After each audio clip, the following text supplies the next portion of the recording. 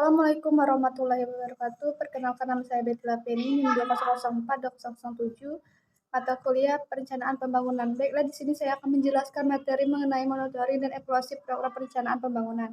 Adapun monitoring dan evaluasi program perencanaan pembangunan ada dua konsep yang penting dalam manajemen proyek dan program pembangunan. Memastikan bahwa program-program ini berjalan sesuai dengan rencana, mencapai tujuan yang ditetapkan dan memberikan manfaat yang diinginkan. Mari kita bahas keduanya serta implementasinya.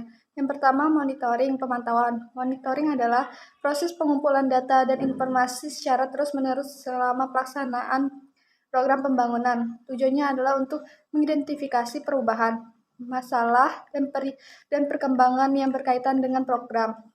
Beberapa elemen kunci monitoring meliputi pengumpulan data seperti anggaran yang sudah digunakan, hasil yang telah dicapai, dan kendala yang dihadapi dikumpulkan secara teratur. Yang kedua, pengukuran kinerja dalam program evaluasi berdasarkan indikator kinerja yang telah ditetapkan dalam perencanaan. Yang ketiga, pemantauan proses. Selain hasil dan juga dipantau bagaimana program itu dijalankan, termasuk apakah sumber daya dan efisiennya efektif. Implementasi monitoring dilibatkan. Monitoring yang dilibatkan yaitu penentuan indikator kinerja, pengumpulan dan analisis data, dan reporter hasil. Yang kedua adalah evaluasi. Evaluasi adalah proses penilaian mendalam terhadap keseluruhan program dan pembangunan setelah selesai atau mencapai tahap tertentu. Tujuannya adalah untuk mengukur dampak program, efisien penggunaan sumber daya, serta mengevaluasi keberhasilan mencapai tujuan atau beberapa elemen kunci yang meliputi diantaranya evaluasi dampak. Apa itu evaluasi dampak? Itu mengukur perubahan positif atau negatif yang diakibatkan oleh program terhadap masyarakat atau lingkungan. Yang kedua, evaluasi efisiensi. Memeriksa apakah program tersebut mencapai hasil dengan cara efisien dan dengan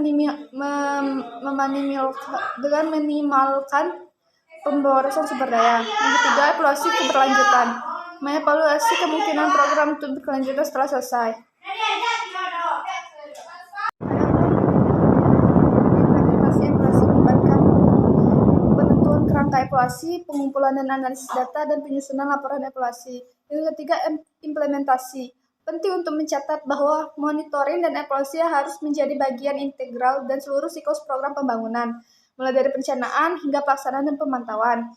Hasil dari monitoring evaluasi harus digunakan untuk mengambil tindakan perbaikan yang diperlukan dalam program dan proses perencanaan lebih lanjut.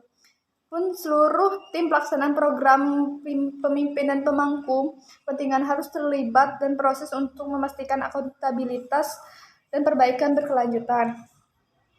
Dengan mengintegrasikan monitoring dan evaluasi program pembangunan, kita bisa memastikan bahwa sumber daya yang digunakan dengan efektif, tujuan tercapai, dan bahwa program tersebut memberikan manfaat yang diharapkan bagi kita semua atau bagi masyarakat, organisasi yang bersangkutan. Itulah presentasi dari saya. Sekian, terima kasih. Assalamualaikum warahmatullahi wabarakatuh.